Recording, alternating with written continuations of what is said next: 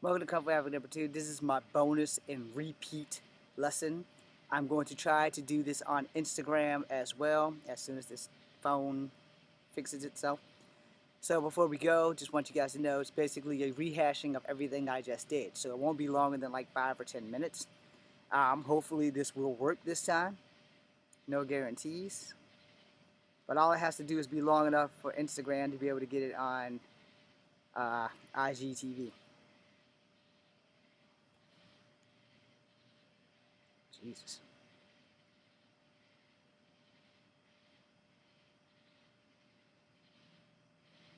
This thing working?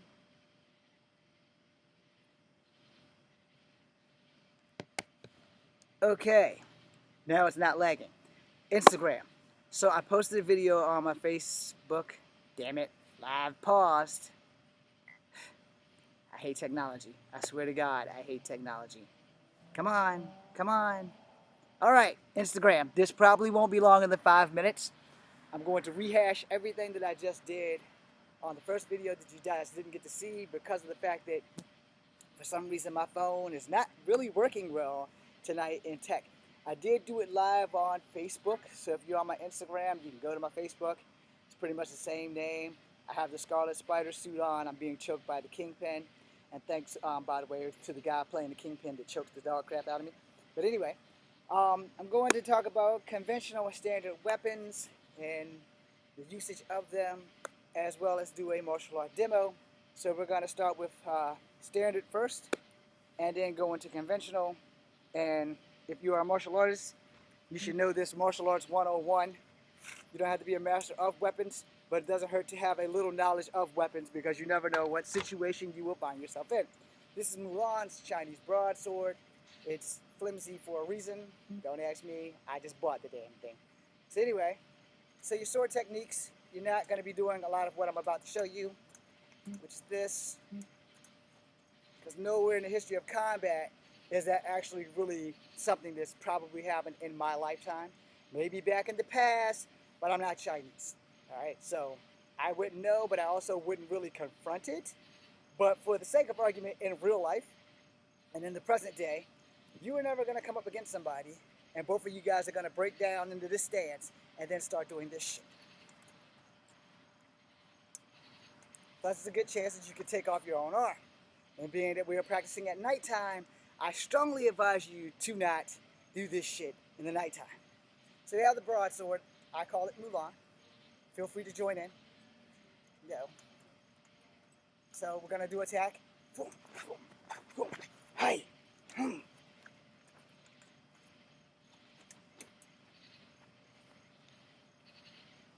So there's your slices and stuff. So for Chinese Kung Fu, Gung Fu, Wing Chun, Wushu, most of the time this is the most familiarly used sword. There are other weapons. I do not have them. I do not have access to them because my ass is poor. Okay. So, and there's also Garfield's Stole shop shut down like 20 years ago. So I can't buy anything. I don't know if the Dragon Knife Company still exists. And if you do, thank you, Garfield, for like my other stuff. I didn't get any of these from him. But anyway, so if you do a lot of Japanese martial arts, specifically Bushido or Ninjutsu, which technically was Chinese, but this is a katana. This is not your standard grip katana or your standard hilt katana. This is more like probably a show sword because I bought it from Bubba's down in Richmond. My dad saw it. I liked it. He secretly bought it for me, basically, against all of my wishes. So you're not going to do a lot of this shit in combat. Now, if you're going to show off and you're making a remake of Revenge of a Ninja, okay, that works out. But for fighting, you know, your strikes, your blocks, you're going to keep that shit simple. Your thrust. So you're not going to really be doing too much of that arm whirling thing, this thing. Now, please don't practice this at night because you cut yourself, you kill yourself, you can do a lot of damage. So same thing as I did in the other video. Strike, strike, boom, boom, strike. Again, you're probably not going to get the chance to do that in combat. not in real life. But for movie purposes, that was cool as shit. Alright, so these are your Chinese standard and Japanese standard weapon of sword. This is your conventional and standard weapon because it is a bow staff. That's why you don't do that in combat. Because there's no telling when that thing's going to slip out of your hand.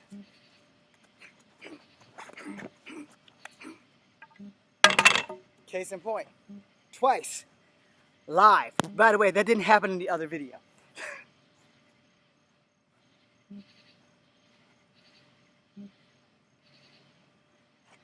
Also, the grass is wet. Another reason why you gotta be careful when you're training at night. They're also calling for a storm, so I gotta hurry this up.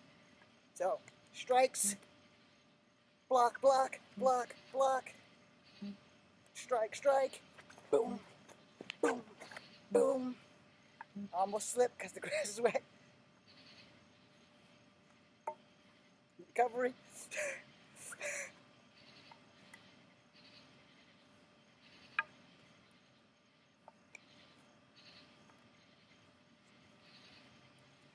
So long-range weapons, this is a short staff, so it's not really that long because I'm 5'3", so this thing's about like 4'8". So, you know, you have a whole lot of range here. Plus that, I'll explain that later with the other weapons of conventional. Alright, so you always see old masters with canes. I've made a video about this before, I'm going to do it again. You're not going to do any of that. Alright? You're not going to be doing any of this shit with your cane. Because that happens. But what you will be doing is learning how to use the cane properly. So, someone throws a punch, you can block it. Someone throws another punch, you can block it. Someone throws a kick, you can block it. Someone throws a kick, you can block it. Now, your other points of attack, block, wrap. So when you blocked it, they're throwing this punch. You've blocked it, you slid up Kung Fu style, and you've gotten to their neck, which gives you control.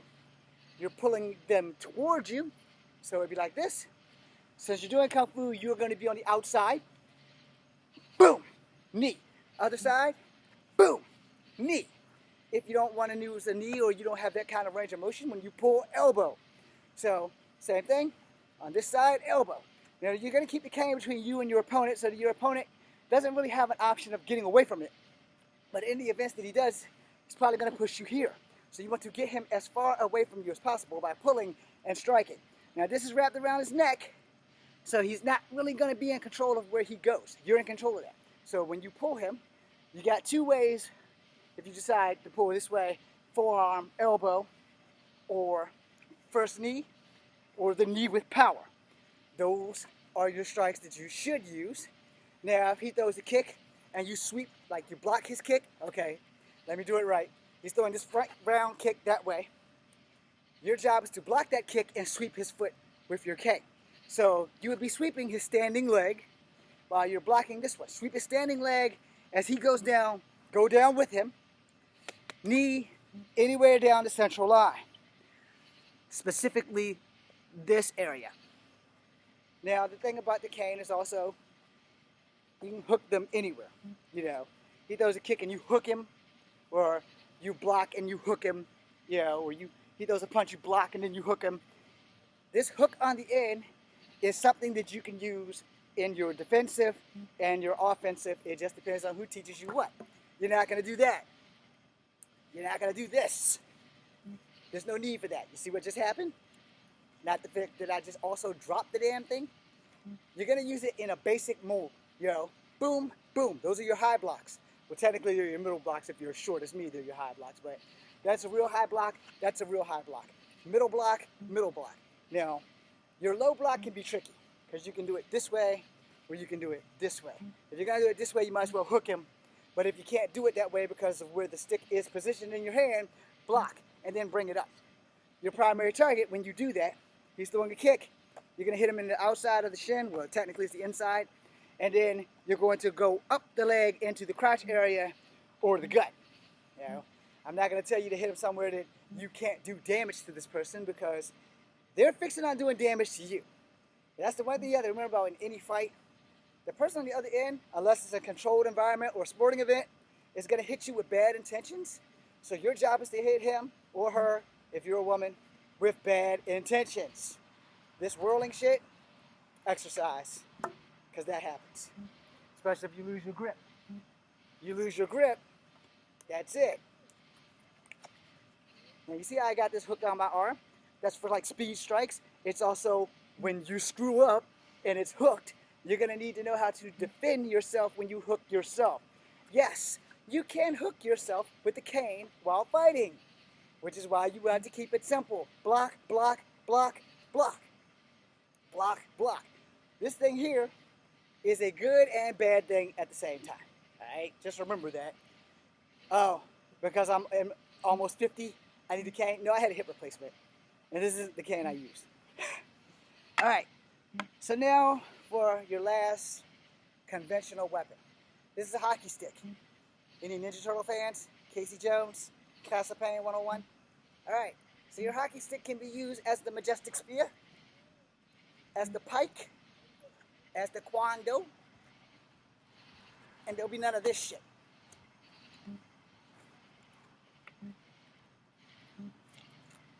So, if you're going to use it as the kwando, know your form, high strike, low strike, same thing with majestic spear. Only the majestic spear is flimsier. If you have not worked a majestic spear, there is a wushu guy here. I can't remember his name, I'm sorry, but he does majestic spear. Find him, follow him, it's pretty good. There's also a wushu guy. On a lot of people that I follow that do wushu, some of them do the majestic spear, some of them do the chain. I haven't found anybody who does the kwando, but if you can do the majestic spear, you pretty much can do the kwando as well as the pike. Now, let me break that down. Kwando was the double-bladed stick. It has a giant blade at this end. It has a little spear at this end. Some kwandos have two blades on them, just in case y'all don't know. It's a kwando, but it has a different damn name. Now, the pike is kind of shaped like this, but it has a spear and a hook. So, but it's not a hook, you know. So, there's also a majestic spear that has the double hook things. I forgot the name of it, but it's still a majestic spear. It just has the extra tip on the damn thing. So, with the majestic spear, because it's flimsy, you know, and it also bends, this thing does not bend, so you don't have the same motions of the majestic spear. But you know, strikes in the air, strikes on the ground, boom, boom, boom, boom, boom, strike, boom. So, 9 times out of 10, you're not going to be doing this. Works good in movies. Also brings dramatic effect. So, your distance. So you can see I'm pretty short. I'm 5'3.5". So this thing's about 5'3", maybe 5'3.25". I'm a short guy. Long range weapons are great for short people, unless you're like me and like close range combat, which no weapons can really get you in closer than your fists and your feet. So that's more of my thing. But it doesn't hurt to have some knowledge of weapons whatsoever. But you need to know conventional or standard. A bow staff and a broomstick got the same damn principle. They got the same reach, just like this hockey stick. So you have your reach, as long as you can get that out of there for your push attack, which you will not do with a kwando or a majestic spear, just a bow. If you do this with someone with a kwando, a majestic spear, or a pike, you will no doubt go to jail because your ass beat and impaled their ass. So, you push. Now if you want to do crane works best with majestic spear. So, boom, boom, boom, boom, boom, boom, then you strike. Kwando is heavier than the majestic spear. I don't recommend using crane technique with the kwando or the pike, because the pike's heavier than the majestic spear. Remember, the majestic spear has maybe 7 or 8 grams of metal because of the tip. That's it. Everything else is wood, and it's flimsy, like sugarcane, bamboo type stuff. So it's really, really flimsy. Now, in the kwando, that shit's solid. The pike is solid. And nowadays, they're probably made out of steel instead of fucking actual wood like they used to be back in the day. So, you know, this is taped for grip, as everything else should have been, and I can still lose my grip. But when you are fighting, if you are doing majestic spear, you have to know which form works best in combat.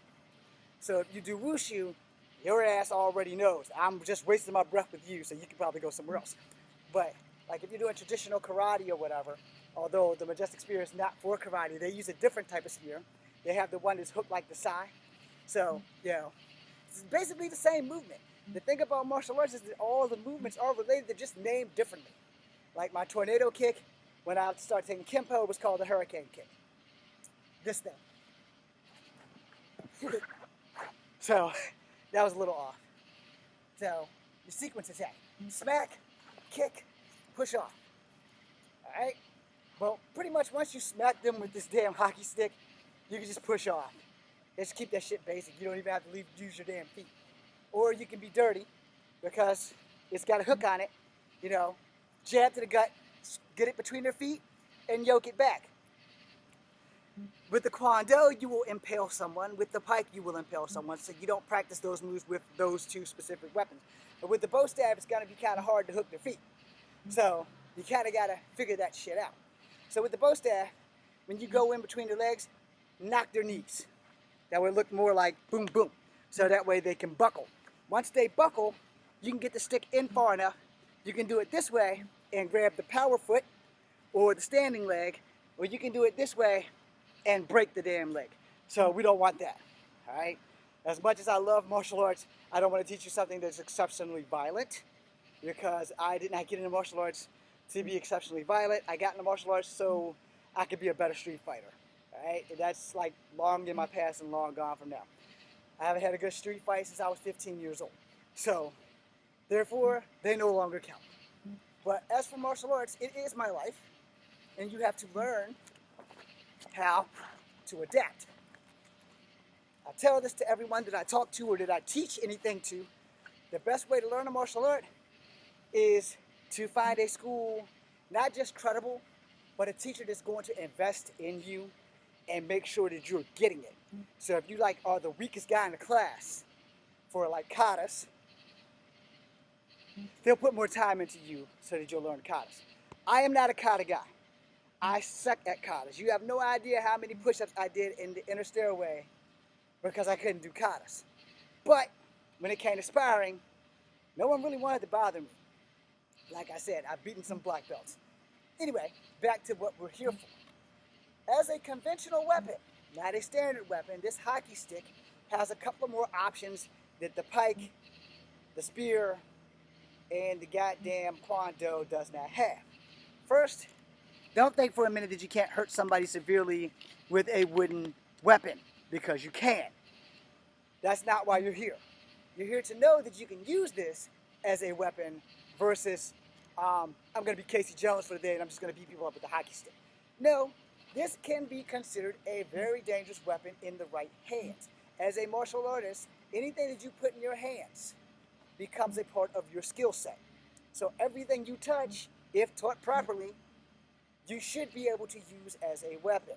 We're not going into any of those Saiyan legends about blades of grass. I still haven't figured that one out. I don't even know if that shit's true.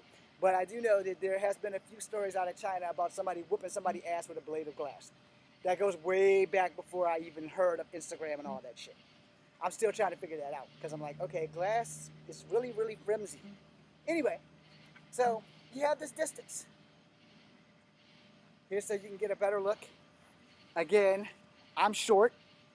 So if we step out, you'll see this stick is a little bit longer in my arms than it is when it's beside me. So your long range weapons, you have all that range plus what you can put out there. So if you go longer, if you're like, got like maybe just barely a handful, you know, that's a whole lot of stick that you're swinging out.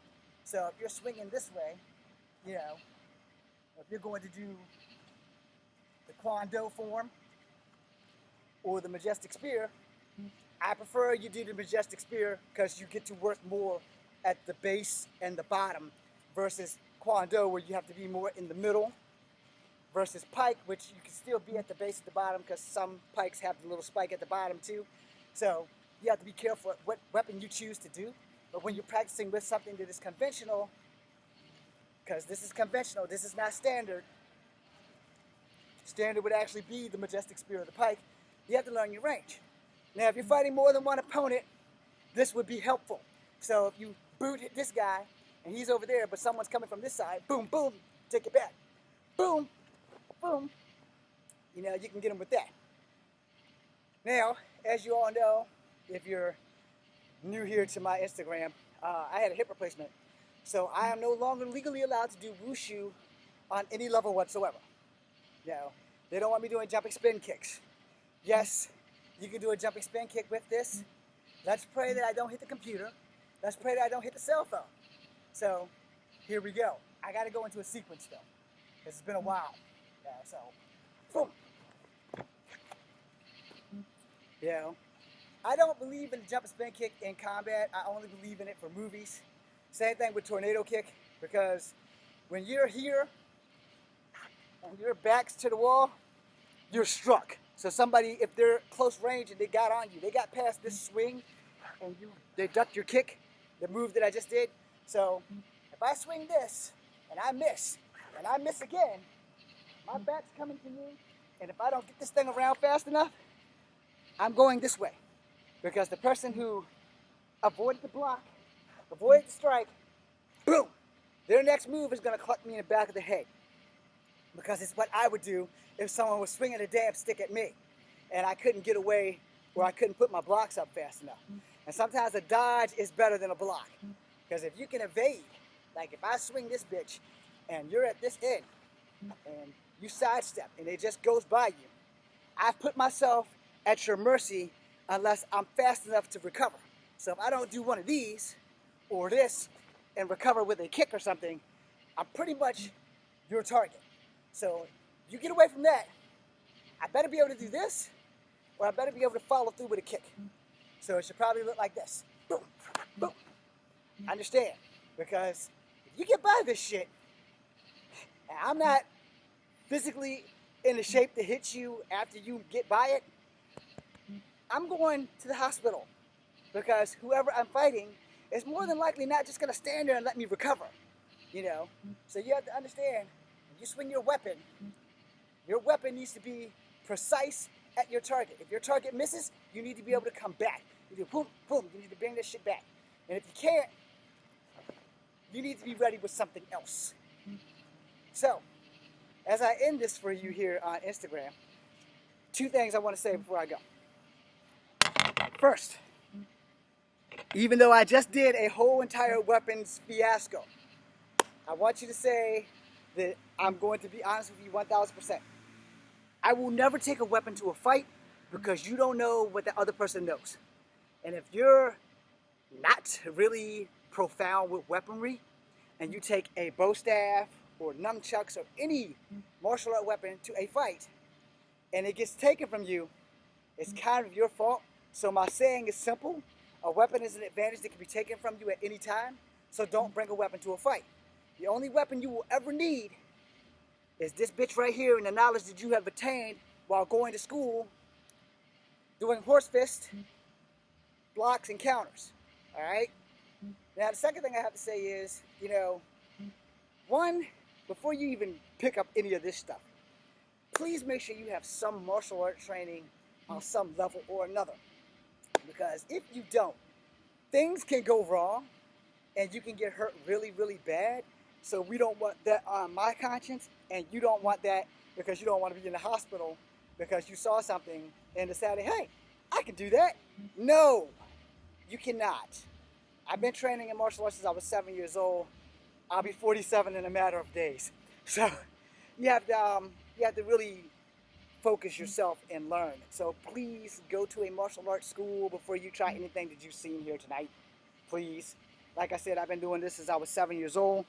Prior to doing martial arts, I was kind of in a kid street fighting ring.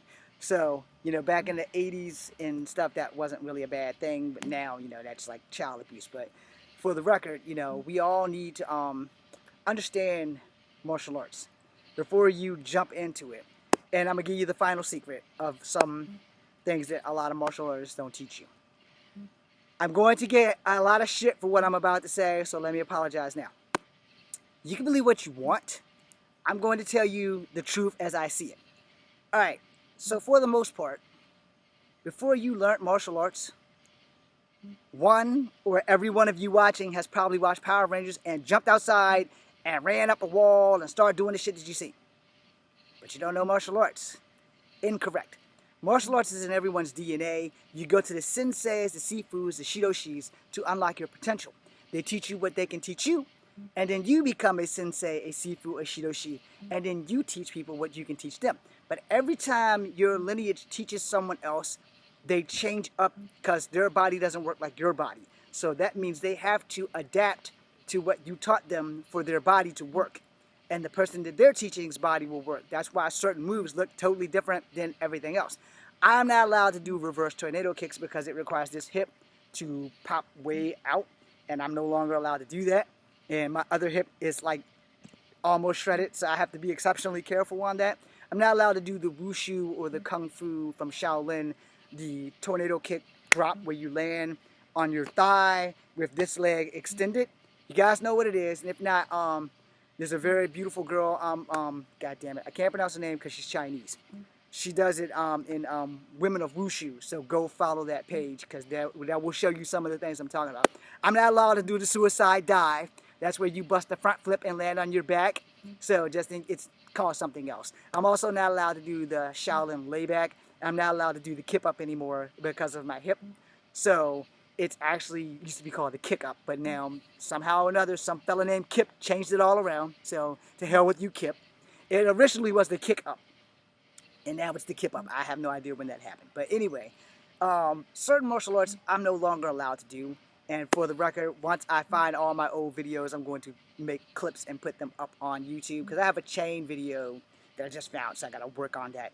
And it's like all the things that I've done with the chain. So the chain that I used to simulate the wushu chain, or the Wing Chun chain, or the Kung Fu chain, it just depends on which martial arts style you want to call it.